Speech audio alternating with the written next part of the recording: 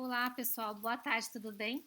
Na aula de hoje a gente vai ver a teoria macroeconômica da economia aberta. Então a gente vai começar com os conceitos básicos, tá? De taxa de câmbio. Então, o que é a taxa de câmbio? É o preço da moeda estrangeira, né? Então, por exemplo, aqui um exemplo, né? Vamos supor que a taxa de câmbio esteja de R$ 1,85 para $1. Então, significa que eu preciso de 1,85 unidades de reais para comprar $1. Essa é a sua cotação na forma direta.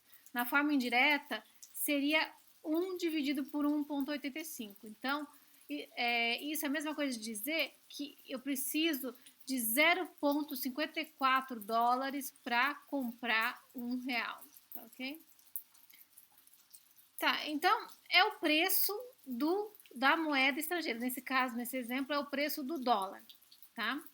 E é um ativo a moeda estrangeira, né? É uma forma de transferir poder de compra do presente para o futuro. Então, se eu tenho meu salário, eu posso investir uma parte que eu não quero consumir hoje em ativos, eu posso manter uma parte em reais, outra parte em dólar, por exemplo, né? Em dólares.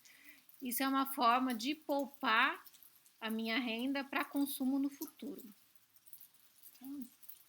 Bom, a taxa de câmbio hoje está ligada ao preço futuro da moeda, tá? Então existe uma grande relação entre a taxa de câmbio que a gente chama de spot, que é para compra do dólar hoje, em relação à taxa de câmbio a termo ou a taxa de câmbio futura, que é para compra do dólar em um período posterior, tá?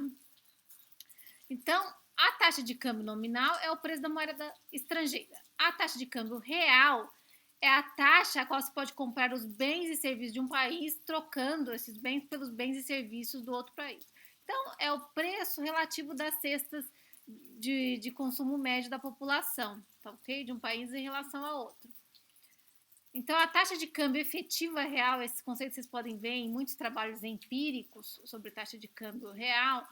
Então, a efetiva real é uma média ponderada das taxas de câmbio reais dos principais parceiros comerciais daquele país. Tá? Então, você elenca os países em termos de exportação e importação, quais são os principais parceiros comerciais, por exemplo, do Brasil, em termos de exportação e importação, e você cria uma média ponderada da taxa de câmbio real desses países, ponderando pela participação de cada um deles no comércio internacional do Brasil, nesse exemplo. Tá? Bom, se a gente conhece, né, se conhecemos a taxa de câmbio, a gente pode calcular o preço das exportações de um país e das importações de outro país, né? Então a gente consegue comparar os preços relativos dos bens domésticos em relação aos bens internacionais, né? Então, quando a nossa moeda se deprecia, ela está ficando relativamente mais barata para os estrangeiros. Isso favorece as nossas exportações, tá? Então favorece as exportações e desfavorece as nossas importações, porque quando a nossa moeda fica mais valendo menos, isso significa que a moeda estrangeira está valendo mais, tá? É o recíproco. Então, isso significa que exportações ficam mais baratas e importações ficam mais caras. A apreciação é o contrário. No caso de apreciação, a nossa moeda fica valendo mais em relação à moeda estrangeira. Isso significa que eu posso comprar mais produtos estrangeiros com a mesma quantidade de moeda. Tá? Então, isso favorece as nossas importações e desfavorece as nossas exportações. Então, as demandas por exportações e importações, elas dependem muito das taxas de câmbio, tá? Então, as taxas de câmbio afetam significativamente o comércio internacional, tá? Aqui um exemplo para vocês terem uma noção. Então, aqui, a taxa de câmbio começou em R$ 1 para $1, vamos supor que a gente está lá em 1994, né? Depois ela começou a aumentar, 1,85, 2,5. Vamos supor que a gente tem um preço do produto importado que ficou constante nesse mesmo período, ficou em $100 no primeiro período, $100 no segundo e $100 no terceiro. Né? A mesma coisa para o preço do nosso produto exportado, R$ 100, R$ 100, R$ 100. Quando a gente multiplica o preço do produto importado em dólares por reais, a gente vê que o preço desse produto foi aumentando não porque o seu preço em dólares aumentou, o seu preço em dólares esteve constante, mas o que aumentou foi o câmbio, né? Então houve uma depreciação da nossa moeda que fez com que os produtos importados ficassem mais caros, tá? E ao contrário do nosso produto exportado, o nosso produto ficou mais barato nesse período para os importadores, né? Então, o nosso produto exportado começou aqui em $100 o preço, né? Depois ele foi para 54,05 e para 40, tá? Então, nossos produtos ficaram mais baratos para eles. Bom, onde que são determinados, como que são determinadas essas taxas de câmbio tão importantes para o comércio internacional, né? Então, são determinados no mercado cambial, tá? E nesse mercado há diversos participantes, os bancos comerciais, empresas, instituições financeiras não bancárias e os bancos centrais, né? As principais operações cambiais são feitas pelos bancos, entre bancos, são as operações interbancárias, tá? E existe dois tipos de taxas de câmbio, a vista, que é para a compra da moeda agora, e as futuras, que é para compra em uma data futura. Então, vamos supor que uma empresa exportadora vai fazer uma exportação daqui a um mês, né? Então, ela consegue travar o seu recebimento em reais, né? Então, vamos supor que ela vai receber $100 no final do mês, né? Ela quer saber quanto que ela vai receber em termos de reais, porque ela é uma empresa brasileira, né? Então, ela consegue vender esses dólares no mercado futuro hoje, $100, né? E ela consegue saber, ter uma probabilidade exata de quanto ela vai receber em termos de reais, tá? Se ela não travar um câmbio futuro, ela fica à mercê do câmbio, né? Então, se ela não fizer uma operação no mercado cambial futuro, ela vai receber $100 no futuro, que ela não sabe quanto que vai valer em termos de reais. Mas se ela travar o câmbio hoje, ela vender esses $100 hoje, né? Ela vai vender a futuro, né? Então, ela vai travar o câmbio hoje para vender daqui 30 dias. Então, ela fecha a operação hoje, vamos supor que ela fecha a R$6 por dólar, né? Fechou hoje. Então, no final de 30, hoje ela não recebe nada e nem paga nada. No final de 30 dias, ela vai pegar os $100 que ela recebeu das exportações, dá para o banco, né? E em troca, ela vai receber quantos? R$600, tá? Então, ela travou o câmbio em R$6 por dólar hoje, tá? Então, ela trava hoje, mas a troca de moeda só acontece no futuro, quando houver o recebimento do valor das exportações. Bom, a taxa de câmbio à vista, ela pode ter liquidação até 2 dias depois da negociação ser efetivada, né? Então, eu fecho hoje, mas a entrega pode ocorrer em até 2 dias. Já no mercado futuro, os contratos são, em geral, para 30 dias, 60, 90 ou 180. Quem vende a futuro, igual essa empresa exportadora, a gente diz que ela está vendida em dólares e comprada em reais. Então, por que essa empresa faria isso? Para não ficar à mercê do câmbio. Ela consegue ter uma previsibilidade exata de quanto ela vai receber na moeda nacional, né? E qual que é a relação entre a taxa de câmbio à vista e futura? Elas estão intrinsecamente relacionadas, né? Aqui um gráfico de até 2013 que mostra a relação intrínseca entre a curva em cinza, que é a vista, e a curva dourada, que é a curva para entrega em 90 dias, tá? Mas como que essas curvas, né? O que leva a um determinado valor da taxa de câmbio, né? Então, o valor do câmbio vai depender do quê? Da oferta relativa de moeda estrangeira em relação à demanda relativa por moeda estrangeira. A demanda por moeda estrangeira, ela depende do quê? Do retorno desse investimento em moeda estrangeira, né? Então, qual que vai ser o aumento percentual em valor do meu investimento ao longo do tempo, né? Mas eu estou interessado não no retorno nominal, na verdade estou interessado no retorno real, porque significa o quê? Quanto que eu vou conseguir comprar com o retorno que eu obtive desse investimento, tá? Quanto que eu vou conseguir comprar, o que ele vai significar esse investimento em termos de aumento do meu bem-estar, aumento do meu poder aquisitivo. Mas, além do retorno, os investidores internacionais também se preocupam com o risco desse investimento e da liquidez, tá? Então, o risco é a variabilidade desse retorno, né? E a liquidez, o que é? A facilidade com que esse ativo estrangeiro pode ser trocado por bens, né? Eu fiz esse investimento, quão fácil é por exemplo, eu comprei dólares, quão fácil é eu vender dólares no futuro, né? Qual é a liquidez desse investimento? Então, até agora, o que a gente viu no curso de macro? Que produção gera renda, a renda gera dispêndios, que exaure o produto, né? Então, a produção é igual à renda. O que não for gasto em bens de consumo será ofertado nos fundos de empréstimos para os investidores do mercado produtivo, né? O produto efetivo da economia depende do quê? Da função de produção no longo prazo, né? Os preços não influenciam no longo prazo, né? E isso é a dicotomia clássica, separação entre o lado real e o lado monetário da economia. A neutralidade da moeda, que ela tem uma validade maior, uma validade empírica maior, apenas maior no longo prazo, tá? No curto prazo, a validade não existe uma validade muito boa, né?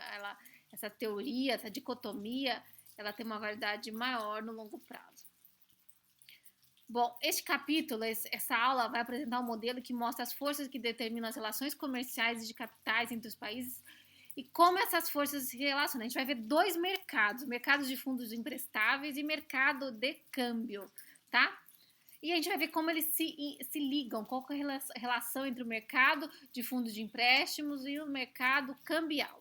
Antes disso, a gente vai relembrar a identidade da renda nacional. Renda igual a consumo mais investimento mais gastos do governo em uma economia fechada.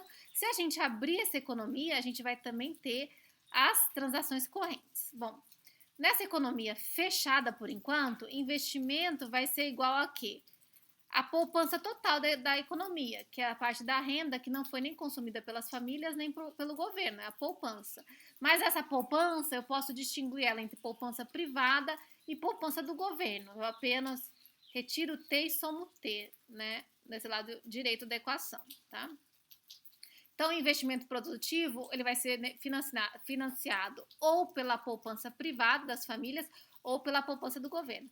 Mas numa economia aberta, a gente tem mais um componente de financiamento desses investimentos, né? Então, a gente ainda tem na economia aberta que a renda vai ser igual a quê?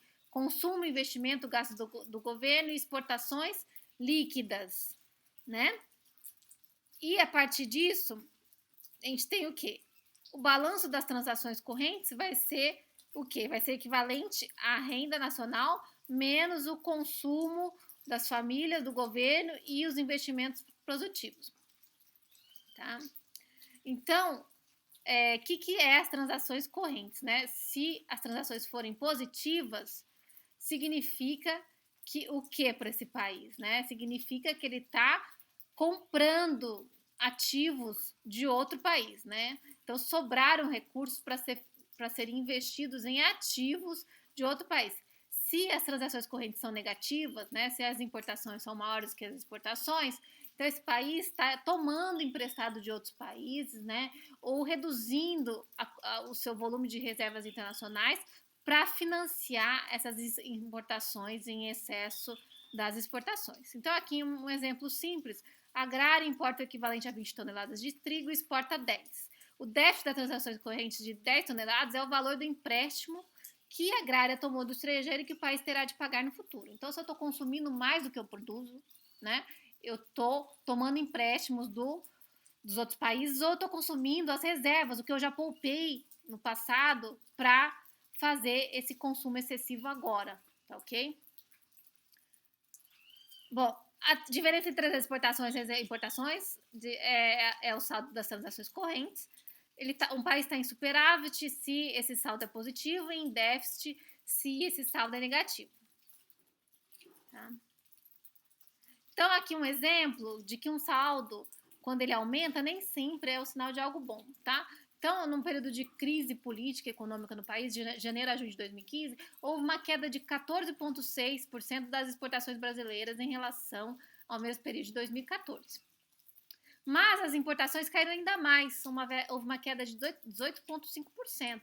Então, houve uma melhoria das transações correntes, porque as importações caíram mais do que as exportações, mas as exportações também caíram, né?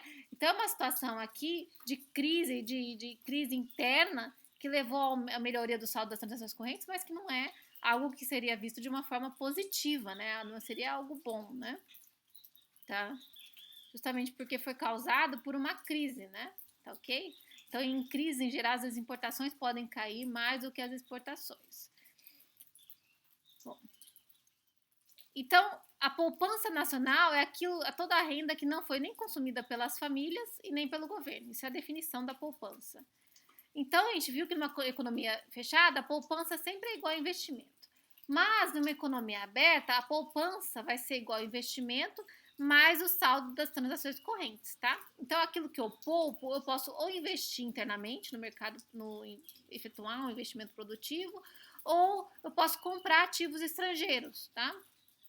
Então, ao superávit em transações correntes, dá-se o nome de investimento estrangeiro líquido, tá? E a gente pode reescrever e ver isso de uma outra forma. Investimento é igual a poupança menos o saldo das transações correntes. Os países podem financiar investimento através de poupança doméstica ou adquirindo fundos externos através de déficit em conta corrente, né? Então, eu posso investir ou poupando ou tomando emprestado dos outros países, por exemplo, né? Ou reduzindo meu volume de reservas internacionais, tá? A poupança privada, o que ela vai ser? Vai ser igual ao investimento, mais transações correntes, mais o déficit do governo, né? Então, se a poupança privada, próximo slide, a poupança privada e investimentos estão constantes, um aumento do déficit do governo, ele pode estar associado ao quê? Isso aqui tem que ser uma identidade, essa equação tem que ser sempre válida, é uma identidade, tá? Da renda nacional. Então, se isso aqui aumenta e a poupança privada e investimento está constante, significa que as transações, o saldo das transações correntes tem que estar caindo. Essa é a chamada teoria dos déficits gêmeos. Então, um aumento do déficit do governo estaria associado ao aumento do déficit externo, né, dessa economia, do déficit na conta corrente. Tá? Mas o pressuposto aqui é forte, a gente está assumindo que isso vai ocorrer se a poupança privada e se o investimento estiverem constantes, tá? Então, retomando aqui o mercado de fundos de empréstimos, poupança é igual a investimento numa economia fechada e poupança é igual a investimento mais o saldo das transações correntes, que é investimento estrangeiro líquido. Então, eu posso poupar ou investindo no mercado produtivo ou comprando ativos estrangeiros, tá? Então, investimento estrangeiro líquido é o que? A minha aquisição de ativos estrangeiros, né? A nossa aquisição, menos a aquisição dos ativos domésticos pelos residentes estrangeiros, tá? E o investimento líquido do exterior no país é o negativo do investimento estrangeiro líquido, tá? Então, é o negativo. Tá? Apenas reescrevi, coloquei isso pro lado de cá e eu tenho que isso tem que ser o negativo desse. Então, as exportações líquidas têm que ser equivalente ao investimento externo líquido desse país. Por quê? Bom, quando o Brasil vende seus produtos ao exterior, o que acontece? O comprador estrangeiro paga em dólares, né? E o que acontece com esses dólares? O exportador vai vender esses dólares para um banco, né? E os bancos vão fazer o que com esses dólares? Vão vender esses dólares para os importadores que querem comprar mercadorias importadas, tá? O governo também precisa de dólares, né? O Banco Central mantém reservas internacionais, tá? Que são usadas, por exemplo, em momentos em que a moeda está se desvalorizando muito, a moeda nacional. A gente vê que o Banco Central ele faz intervenções cambiais, ele coloca essas reservas, ele aumenta a oferta de dólares na economia para conter a depreciação cambial, por exemplo, né? Tá? Bom, o investimento externo líquido, né, e o ILEP, né, que é o contrário, que é a compra de ativos nacionais pelos estrangeiros, depende do quê? Da taxa real de juros, né, e da taxa de juros internacional. Então, um investidor, tanto brasileiro quanto de outro país, ele vai decidir em onde investir olhando para os retornos relativos, né? Então, quando o retorno de um país está relativamente maior, esse país vai receber mais recursos internacionalmente, né? Então, a poupança nacional mais a poupança externa, que é o ILP, é a oferta de fundos de empréstimo numa economia. E o investimento interno é a fonte de demanda por esses fundos de empréstimo. A oferta e a demanda por fundos de empréstimo vão depender do quê? Da taxa de juros real. Então, a gente vai ver o equilíbrio no mercado de fundos de empréstimo. De um lado, você tem tanto investidores domésticos quanto estrangeiros investindo aqui de uma forma que depende positivamente do retorno dos ativos domésticos, né? Então, quanto maior o retorno, maior o investimento. E de outro lado, você tem os investidores produtivos que demandam fundos de empréstimos e essa demanda tem um custo, que é o quanto que ele vai pagar, o custo de se tomar emprestado para fazer esse investimento. Então, quanto maior essa taxa de juros, menor a demanda por fundos de empréstimo para a realização de investimentos produtivos. Então, a oferta de fundos de empréstimo depende da poupança nacional e da poupança externa, e a demanda por fundos de empréstimo depende da demanda por investimento produtivo. E o equilíbrio nos dá a taxa de juros real, né, que está aqui no eixo Y, de equilíbrio. Tá?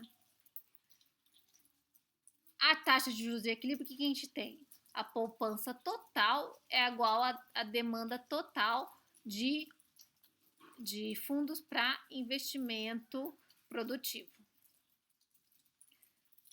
Então, no mercado de câmbio, então esse é o mercado de fundos de empréstimo, que define o quê? Uma quantidade de equilíbrio de fundos de empréstimo e uma taxa de juros real de equilíbrio. Agora a gente vai ver o mercado cambial. Nesse mercado é determinado a taxa de câmbio de equilíbrio, tá? Então a gente vai ver que tem dois lados nesse mercado. Tem a oferta de moeda estrangeira e a demanda por moeda estrangeira. A oferta é determinada internacionalmente e a demanda é a demanda nossa por importações menos as exportações, né? Então, quanto maior a demanda por importações, maior a demanda por moeda estrangeira. Tá? Então, a gente vai ver que o mercado cambial nos dá a taxa de câmbio real de equilíbrio. Por quê?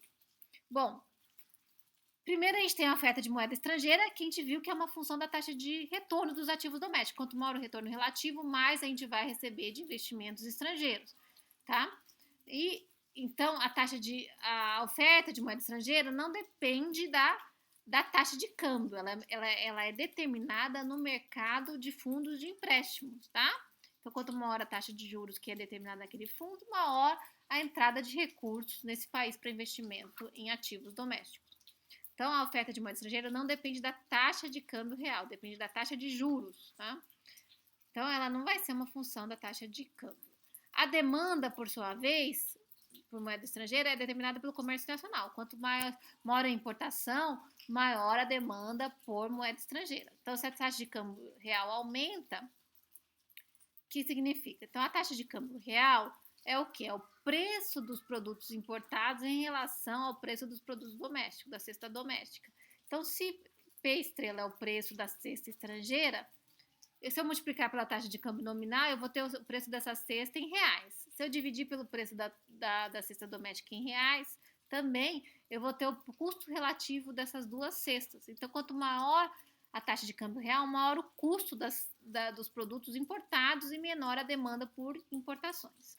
Então, quanto maior a taxa de câmbio real no eixo Y, menor a demanda por importações. E por isso que essa curva tem essa inclinação descendente. A oferta de moeda estrangeira a gente viu que é determinada no mercado de fundos de empréstimo, não depende da taxa de câmbio real, por isso que ela é uma reta, tá? Então, em equilíbrio, a oferta de moeda estrangeira tem que ser igual equivalente à demanda, a quantidade de equilíbrio aqui de moeda estrangeira, essa aqui, e essa nos dá uma taxa de câmbio de equilíbrio. Então, em resumo, no mercado de fundos de empréstimo, a oferta se origina na poupança total, que nos dá a oferta de fundos de empréstimo, tanto poupança doméstica quanto poupança externa, e a demanda no investimento doméstico. No mercado cambial, a oferta depende do investimento líquido do exterior, né, nesse país, de quanto que eles estão comprando dos nossos ativos, quanto que eles estão ofertando, né, de moeda estrangeira, e a demanda se origina na demanda por importações líquidas. tá? Então, o investimento externo líquido, que é a poupança externa, liga o mercado de fundo de empréstimo com o mercado cambial. E a gente viu que o que determina essa oferta de moeda estrangeira nesse mercado é a taxa de juros real, né? Então, quanto maior a taxa de juros real, maior a oferta de recursos de moeda estrangeira. Então, nesses dois mercados, no cambial e no mercado de fundos de empréstimos, os preços se ajustam, né, para levar a economia ao equilíbrio, tanto a taxa de juros quanto o câmbio, né?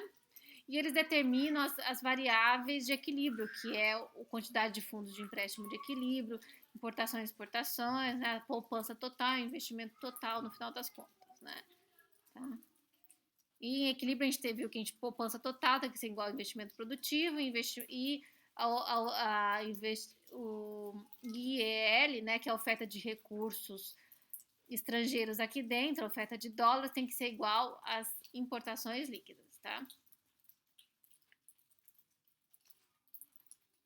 Então, aqui no mercado de fundos de empréstimo, a gente tem a oferta de recursos, que é uma função positiva da taxa de juros, e a demanda por investimentos produtivos, né, e por recursos para esses investimentos, que é uma função negativa da taxa de juros real, que é o custo, na taxa de juros real, o custo de se tomar emprestado para investir, né? Então, em equilíbrio, a gente tem uma taxa de juros real. Essa taxa de juros real nos dá o quê? O investimento líquido do exterior no país, a compra de ativos domésticos pelos estrangeiros, né? Então, quanto maior a taxa de juros real que é determinada aqui, maior é a oferta a compra, né, de ativos domésticos pelos estrangeiros. Então, essa oferta aqui foi determinada nesse gráfico aqui de cima, né? Então, a gente viu essa oferta aqui nesse ponto, que é essa reta aqui, tá? E isso vai levar ao equilíbrio no mercado cambial, pois equilibrando isso com a demanda por moeda estrangeira, né? Para importações líquidas, a gente tem a taxa de câmbio real de equilíbrio, ok? Então, a gente liga esses dois mercados, mercado de fundo de empréstimo e mercado cambial. O que liga os dois, então? É a oferta de fundos de empréstimo, que é a oferta de fundos de empréstimo aqui, com equilíbrio com a demanda, da taxa de juros real de equilíbrio. E essa taxa de juros real de equilíbrio nos determina o investimento líquido do exterior no país, né? Então, esse mercado, esse equilíbrio nos dá o investimento líquido do exterior no país, que é a oferta do mercado cambial e leva a taxa de câmbio de equilíbrio real. Então, a gente vai ver agora como que algumas políticas afetam a economia aberta. Então, vamos ver o primeiro déficit do governo. O que acontece quando o governo entra em déficit? Há uma redução da oferta de fundos de empréstimo, né? Uma redução da poupança nacional. Isso vai elevar, a curva de oferta vai se deslocar para a esquerda, vai elevar a taxa de juros real.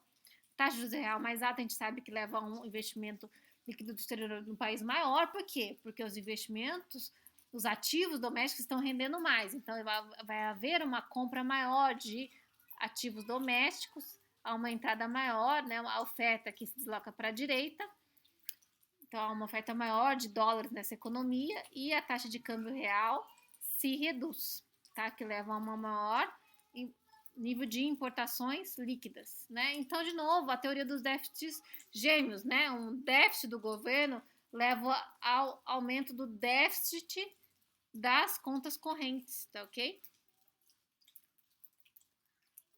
E agora a gente vai ver mais um choque que é interessante, uma política comercial. Né? Então, o que é uma política comercial? É uma política para influenciar diretamente as exportações e importações de um país. A tarifa, o que é a tarifa? É o imposto sobre o produto importado. Tá? O que é uma cota de importação? É o limite na quantidade do bem produzido no resto do mundo e vendido no mercado interno. Então, é o limite do quanto que se pode importar. Né? Como os brasileiros precisam de menos moedas estrangeiras com uma cota de importação, há uma redução da demanda por moeda estrangeira no mercado cambial. Isso leva a uma queda da taxa de câmbio real de equilíbrio, né? Então, uma redução cambial incentiva as exportações e reduz as exportações. Isso vai neutralizar o efeito inicial da cota de importação. Por quê? Porque isso é determinado pela identidade da renda nacional, tá? Então, uma cota de importação não vai impactar em nada a poupança nacional e investimento produtivo nacional, porque não afeta o mercado de fundos de empréstimos, tá? Então, vai impactar apenas o mercado cambial. Mas o que a gente tem? A identidade da renda nacional nos diz que a investimento produtivo menos a poupança da doméstica tem que ser equivalente ao quê? Ao déficit comercial, a importações menos exportações. Isso tem que ser uma identidade. Então, se não há nenhuma alteração aqui em investimento e poupança, isso significa que a cota comercial, a cota de importação aqui não vai afetar em nada as importações líquidas. Então, uma cota de importação, né? Aqui que a gente viu, ela reduz a demanda por moeda estrangeira, ela reduz a importação, primeiramente, né? Essa redução da demanda por produtos importados vai fazer o quê? Vai gerar uma queda da taxa de câmbio real. Essa queda da taxa de câmbio real vai levar o incentivo para aumento das importações e no final das contas a importação total vai ficar a mesma. Então, a cota em um setor, a redução da importação em um setor vai levar ao aumento da importação em algum outro setor da economia. Os efeitos são apenas microeconômicos, devido à identidade da renda nacional que tem que ser sempre válida, tá? E é uma fuga de capital. Fuga de capital ocorre, em geral, quando os países percebem um risco elevado em uma determinada economia, em determinado país. Então, eles começam a vender massivamente os ativos daquele país e a investir em outros países, né? Isso é uma fuga de capital. Isso leva a uma desvalorização da moeda doméstica daquele país, né? De onde houve a fuga de capitais, então a moeda daquele país se desvaloriza e essa desvalorização, em geral, está associada ao aumento da taxa de juros, ao aumento do risco daquele país, né, devido a essa fuga de capitais. Então, aqui estabilidade política no México. Então, por exemplo, em 94, foi um período de muita estabilidade política no México. Isso levou a uma grande fuga de capitais naquele país, né? Então, eles venderam parte dos seus ativos, os investidores, né, em pesos e começaram a comprar dólares. Isso levou a uma grande desvalorização do quê? Do peso da moeda mexicana. Bom, aqui a gente pode citar, por exemplo, em 97 houve a crise dos tigres asiáticos. Isso levou a uma crise doméstica entre 98 e 2000, porque também nesse período houve também a crise da Rússia, né? Nesse período os investidores começaram a enxergar todos os países em desenvolvimento como mais arriscados, né? Economias parecidas com a Rússia, como a economia brasileira, foram consideradas mais arriscadas. Apesar da crise não ter sido originada aqui, isso levou a uma grande fuga de capitais também domesticamente, tá? E isso levou à desvalorização da moeda, né? O mesmo efeito da estabilidade política no México. Hoje a gente está vivenciando a crise do coronavírus, em que os investidores, a aversão ao risco internacional aumentou muito. E os investidores começaram a migrar para investimentos em dólares ou mesmo em ouro, né? Que é visto como um investimento muito seguro, ok? Então isso levou à desvalorização do real, né? Que vocês estão acompanhando nos últimos dias e também e não levou a um aumento de juros, né? Então há um grande risco, né?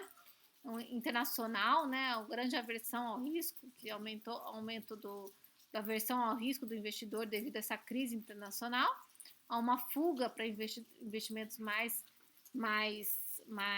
seguros e a desvalorização da moeda, né? Se a taxa de juros brasileira não tivesse tão baixa, provavelmente o real não estaria tão desvalorizado, né? Então existe também um risco fiscal, né?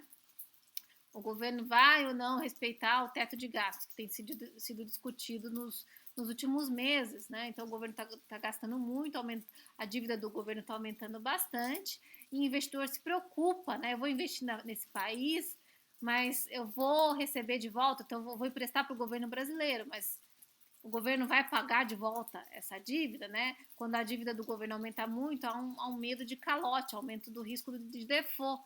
Isso leva a uma fuga de capitais, né? Então, por que o juro nacional está muito baixo, não está remunerando o investidor internacional por esse risco.